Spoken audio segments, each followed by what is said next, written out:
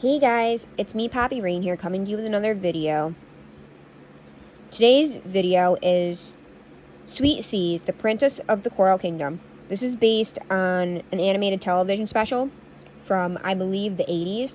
If you want to watch it, you can look it up here on YouTube. If I remember, I'll put the link in the description because I actually have it saved because I started to watch it and never finished it. This is adapted by Patricia Ralph, illustrated by Jill Dubin.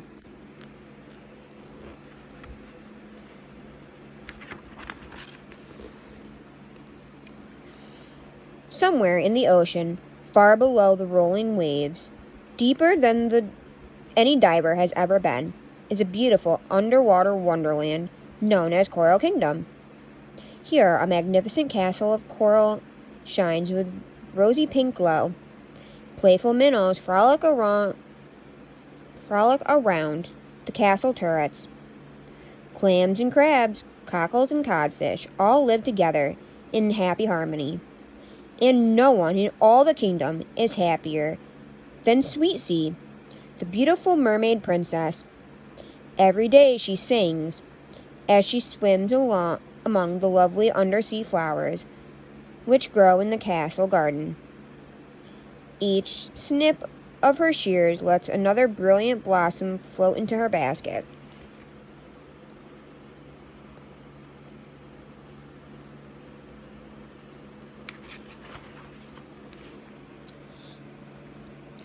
But there was a time, not long ago, when the rosy pink glow around Coral Kingdom faded and completely disappeared. Then no one was happy. It started one day when Princess Sweet Sea was working in the garden, singing and snipping. Suddenly, an enormous pearl flew right over her head and landed on the flowers in her basket. "Oops," said a bubbly, laughing voice. It was the goldfish Goldie, chasing her wayward polo ball. "Sorry about your flowers," said Goldie. "But why are you working, Sweet Sea? Come play water polo with us instead." "I'd like to, but I have to tend to the garden," said Sweet Sea. "Oh, come on and have a little fun with us," chorused Sweet Sea's other friends, Sea Star, Persia, and Mud Puppy. Said Sweet Sea. "I suppose I could, just for a while." So away they all swam, laughing and knocking the pearl back and forth as they went. At the polo field, the game began in earnest. Thunk! Goldie hit the ball far across the field to Persia the catfish. Persia missed and fell flat in the mud. Sweet Sea, riding on the back of her seahorse, Sea Star, swooped in and took the ball. She headed straight for the goal. "Stop them, Mud Puppy," Goldie yelled. Mud Puppy, the mudfish, had an idea.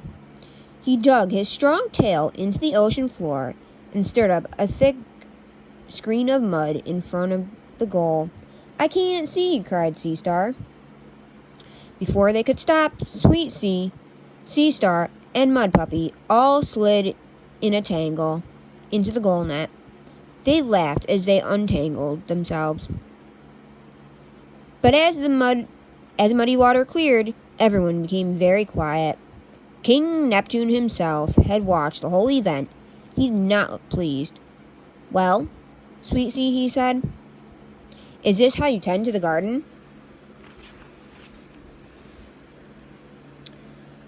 Back at Coral Castle, King Neptune took Sweet Sea to the throne room, where Queen Neptune and little baby Brook were waiting.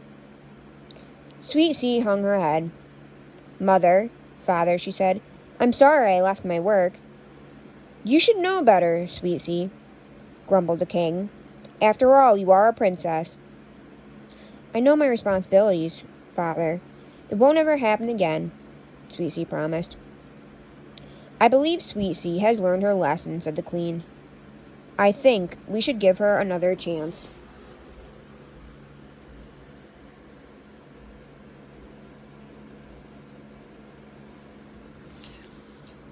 Sweet Sea, said King Neptune kindly. Someday, Coral Kingdom and the happiest of its citizens will be in your care. Sweet Sea nodded. Even though you are still a child, you are not too young to learn responsibility, the king continued. This is why I will now entrust you the most precious possession in all the kingdom. The king brought out the magnificent pearl necklace with a glittering shell pendant. He placed the necklace around Sweet Sea's neck, and she felt its magical glow. The royal necklace has always protected our kingdom from harm, said King Neptune. Guard it well, Sweet Sea, for there are evil creatures who wish to bring unhappiness to Coral Kingdom. King Neptune told Sweet Sea about a shadowy place called Lost Lagoon. The happy citizens of Coral Kingdom never visited this dark and chilling corner of the ocean waters. Here, hidden among the jagged rocks and reefs, lived a sea serpent who despised the peace-loving inhabitants of Coral Kingdom. Her name was Seba. More than anything, Seba wanted power over Coral Kingdom. She would stop at nothing to get the royal necklace, for the necklace could give her that power. Don't worry, Father, said Sweet Sea. I won't let the necklace out of my sight.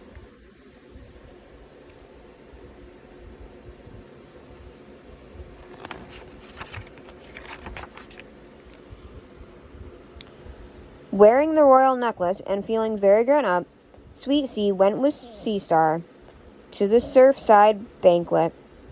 She needed a ballet costume for her part in a water ballet that night. This tutu looks too adorable, gushed the sales clerk. It's perfect for the ballet tonight.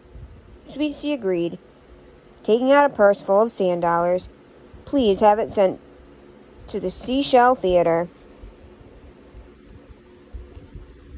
As she left the banquet, Sweet Sea heard a friendly voice call out, Yoo-hoo, Princess Sweet Sea!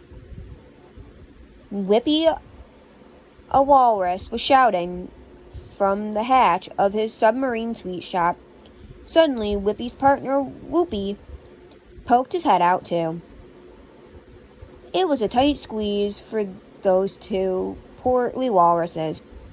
Wouldn't you like a little something for your sweet tooth? Whoopie asked.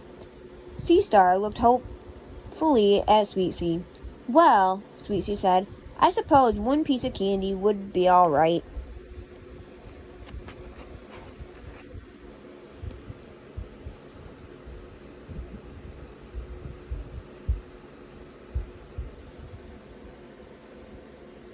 That night, almost everyone in Coral Kingdom gathered at the Seashell Theater for the gals' water ballet.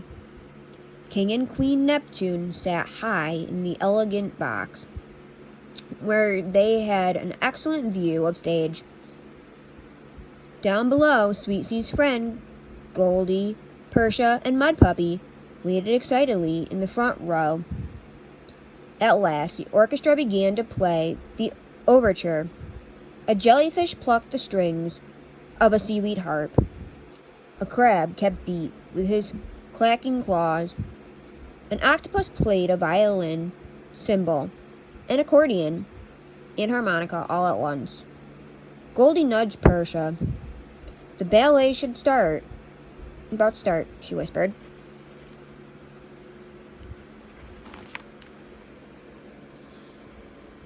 Backstage, Sweet Sea was putting the final touches on her costume. Oh, Sea Stars, I'm so nervous, she said. I've never danced in public before. You'll be wonderful, Sea Star said. Sweet Sea smiled and took a deep breath. The orchestra was starting to play the music for her dance. Wait, she said. I don't want to lose the pearl necklace. Take care of it for me, Sea Star. Don't let it out of your sight. She carefully put the necklace around Sea Star's neck. Don't worry, Sea Star said. as his friend swam onto the stage. Scenery had transformed the stage into a coral fairyland. Sweet Sea's friends were already dancing. They scattered sparkling shells around Sweet Sea as she made her entrance. Sweet Sea twirled and dipped gracefully, dancing the part of the fairy queen. She swayed from side to side, then suddenly spun herself around in a perfect pirouette. The audience clapped and cheered enthusiastically.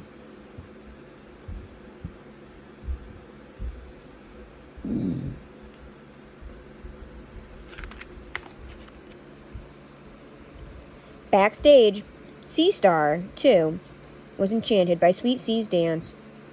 He hummed along with the lilting music and swayed slightly as Sweet Sea swirled and twirled and turned.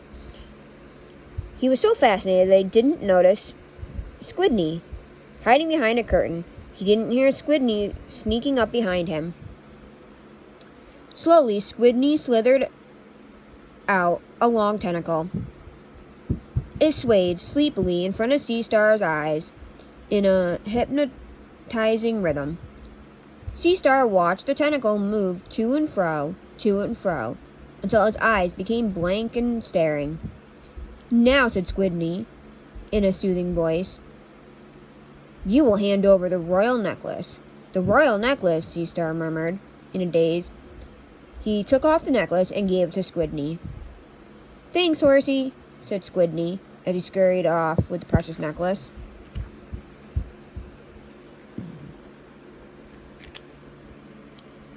For a few moments, Sea Star remained in a daze.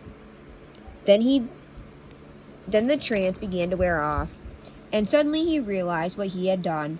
"Oh no! I gave away the royal necklace," he cried. "Stop! Come back with the necklace." Squidney just laughed. "Try and get it," he called. Sea Star scrambled after him. Squidney darted around the ropes behind the stage. Squidney was fast, but Sea Star was faster. As Sea Star was closing in, Squidney squirted a jet of black ink right at him. Surrounded by the black cloud, Sea Star fell head over tail into the darkness. The ink swirled around Sea Star and tumbled right into the stage, where Sweet Sea and her friends were dancing. The black cloud engulfed the dancers. They tumbled too, and fell into a heap, pulling the scenery down with them. The audience gasped. The orchestra stopped playing. "Sea Star, what happened?" asked Sweet Sea. Sea Star was distraught. "I was chasing Squidney," Sea Star stammered. "Now he's gone for good, and so is your necklace."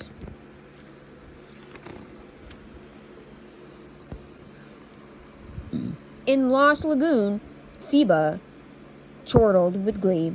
"Now that I have the royal necklace, Coral Kingdom will be mine to command," she said.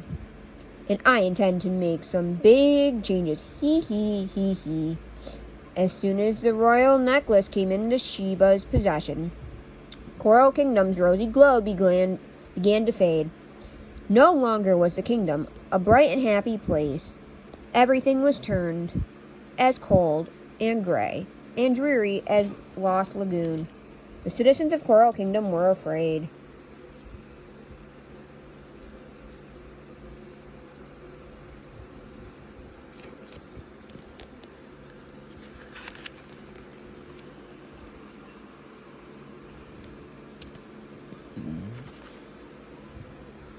At Coral Castle, Sweet Sea was feeling very sad indeed as she looked out at the darkening kingdom. "It's all my fault.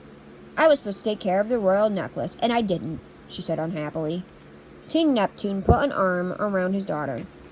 "No, Sweet Sea," he said gently. "I'm the one to blame. I never should have placed such a great burden on one so young." Sweet Sea looked more forlorn than ever. "But, Father, you said yourself that a princess is never too young to learn responsibility. And now look what I've done." Sweet Sea left the castle and found Sea Star. Together, they took a slow ride around the kingdom. The shopping center, which had been bustling just yesterday, was almost empty now. Shopkeepers were boarding up windows and doors. "How awful," Sweet Sea cried. "Everyone is leaving." Then she saw her old friends, Goldie, Persia, and Mud Puppy. "Thank goodness you're staying," Sweet Sea exclaimed. The 3 friends looked embarrassed. "Actually, we came to say goodbye," Goldie said. "We can't stay here now that Sheba is in charge.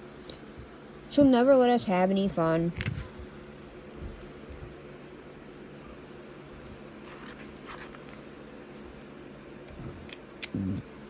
Mud Puppy, Goldie, and Persia waved goodbye as they swam around the corner.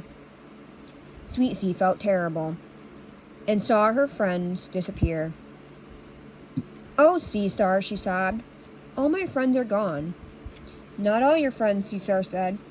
"You still have me." Sweet Sea put her arms around the seahorse's neck and hugged him tightly. "I don't know what I'd ever do without you, Sea Star. You're the very best friend of all," she said.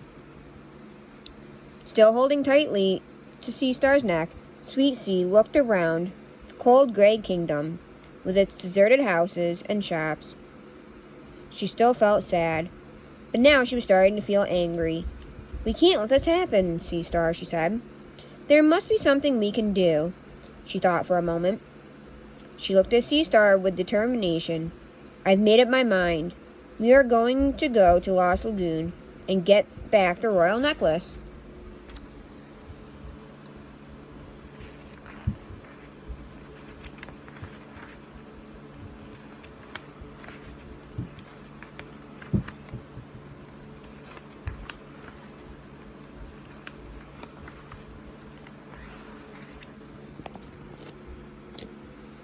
Outside the walls of Coral Kingdom, the waters became even colder. The ocean floor was covered with jagged mountains of rocks. Sweet Sea and Sea Star soon found themselves in a dark region of craggy crevices. Spiny scorpion fish glowered as they swam by, and ugly eyes glared at them from shadowy caverns. Sweet Sea shivered in the cold water. "Gosh," she said. "So this is Lost Lagoon?" "I wish it had just stayed lost," said Sea Star nervously.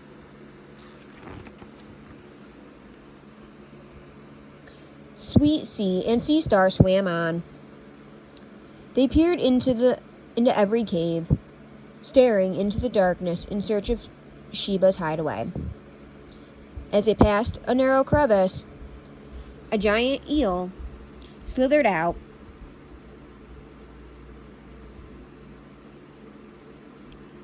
It quickly wrapped a coil around the 2 friends and began to squeeze them. "Whoa!" yelled Sea Star with a burst of speed. He zoomed out of the eel coils just as they squeezed close. "It was close," Sweet Sea said, "but we're still no closer to finding Sheba's hiding place." "That's good news," Sea Star muttered. Suddenly Sweet Sea remembered that someone who could help. She picked up a conch shell, put it to her lips, and blew hard.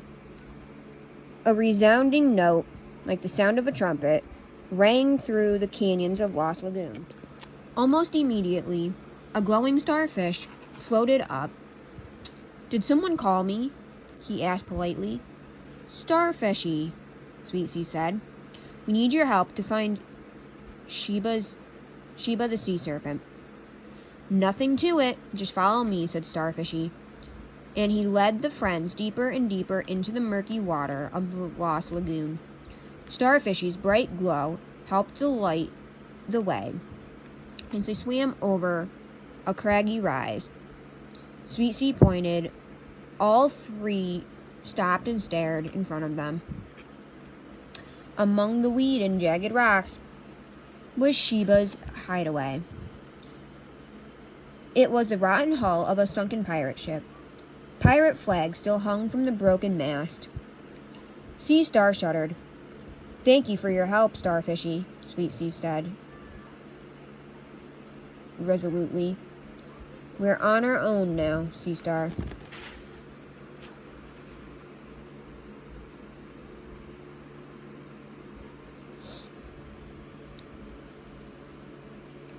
Quietly, Sweet Sea and Sea Star stole toward the pirate ship and landed on the rickety deck. Sweet Sea peered through the crack in the floorboard. She gave a little gasp. Sitting directly below them was Sheba herself, and she was wearing the royal necklace. Sweet Sea turned a little to get a better view, and crack! The rotting floorboard gave way. Sweet Sea and Sea Star crashed into Sheba's lair and landed right in front of her. Well, well, said Sheba, with an evil crackle. That isn't Princess Sweet Sea. It's not often that royalty drops in. Oh, sorry, we can't stay to chat, Sea Star replied, with Sweet Sea still on his back. What about He was about to race away. Sheba was furious. Squidney, get them, she commanded. Squidney zoomed ahead of Sweet Sea and her friend. With one pounce from above, he captured them in his tentacles. Oh no, Sweet Sea cried from the cage of tentacles. Sheba laughed again and fingered the magical necklace. I'm in charge now, little ex-princess, she gloated, and you may be interested to know what I do to meddlesome troublemakers like you.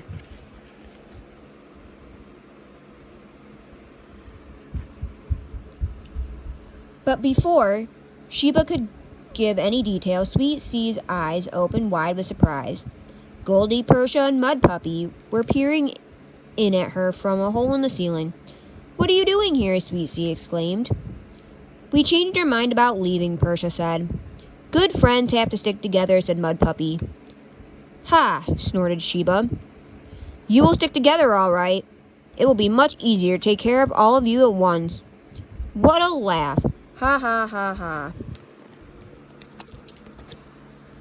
Sheba's laughter gave Sweet Sea an idea.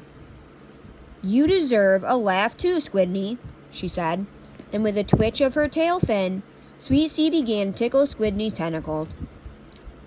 Oh, ho ho, stop, hee hee, no more, Squidney squealed. Helpless with laughter, Squidney raised his tentacles, and Sweet Sea and Sea Star wriggled out of their prison. Stop them, Squidney, you useless lump, Sheba cried. Sea Star and Sweet Sea scurried toward their friends, but before they could escape, Squidney shot a jet of black ink at them. Two can play at that game, Mud Puppy exclaimed. He quickly wiggled his tail, churning up an enormous cloud of mud. With a brush of his tail, he sent the cloud rolling toward Squidney's spray of ink. Whoosh! The mud stopped the ink and pushed it backwards. Back it went until mud and ink were mixed together and surrounded Sheba and Squidney. I can't see, Squidney wailed. Just get off my tail, you dolt, Sheba screeched. Sheba and Squidney struggled to find their way out of the cloud. But then, when Mud and ink finally cleared away, they were hopelessly tangled. Sheba was trapped in Squidney's knotted tentacles.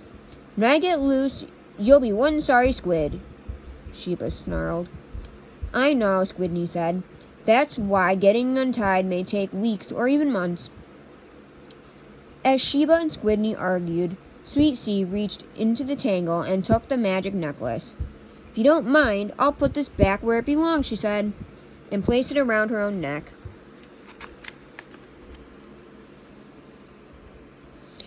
Sweet Sea's friends cheered as they left Lost Lagoon. Thank you all, Sweet Sea said. You saved the royal necklace. No, said Mud Puppy. It was your own bravery which got the necklace back, Princess Sweet Sea. And now it's back where it belongs. Well, look, said Goldie excitedly. All at once, the pale pink glow appeared before them. Coral Kingdom was starting to shine again. Slowly, the cold gray water became warm. In the garden, the flowers, which had shriveled and died, bloomed once more with brilliant blossoms. Shopkeepers returned and took the shutters off their windows. The Submarine Sweet Shop was open for business again.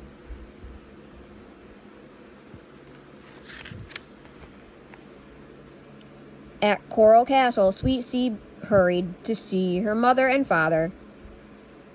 Going to Lost Lagoon was a foolish thing to do, said King Neptune sternly. But I'm very proud of you, Sweet Sea, he added, giving her a big hug. When your turn comes, you will be a fine ruler for Coral Kingdom. Oh, Father, said Sweet Sea, I'll do my very best. Baby Brook swam forward and kissed her on the cheek. Outside, Sweet Sea's friends waited anxiously. Did you get into trouble, Sweet Sea? Goldie asked.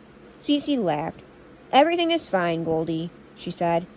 Now, I intend to make sure that the Coral Kingdom keeps its happy glow forever. So come on, everybody, let's have some fun. As Sweet Sea and her friends raced each other to the polo field, Coral Kingdom glowed more brightly than ever before. The end.